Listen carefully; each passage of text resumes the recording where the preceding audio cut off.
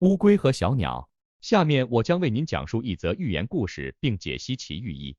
故事的主人公是一只乌龟，它在森林里漫步时，无意中发现了一个蛋。乌龟将蛋带回家中孵化，之后蛋破壳而出的是一只小鸟。小鸟非常感激乌龟的帮助，它在长大后一直陪伴着乌龟。有一天，森林着火了，乌龟和小鸟都陷入了火海中。乌龟无法逃脱，而小鸟却飞走了。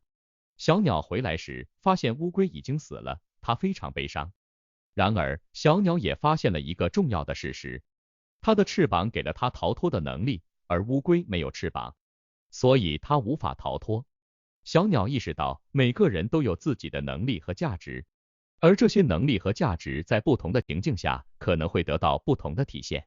这个寓言故事的寓意是，每个人都有自己独特的能力和价值，我们应该珍惜自己的能力，并利用它们去做好自己的事情，同时也要尊重他人的能力和价值。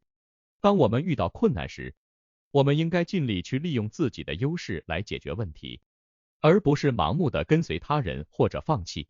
这个故事还提醒我们要关注他人的需要，并尽力去帮助他们，就像小鸟对乌龟一样。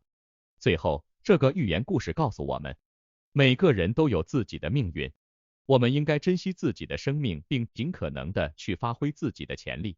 因此，我们可以通过这个故事来启发自己，尊重他人，珍惜自己的能力和价值，并努力去发挥自己的潜力。同时，我们也应该关注和帮助他人，因为这是实现我们自己价值的重要一步。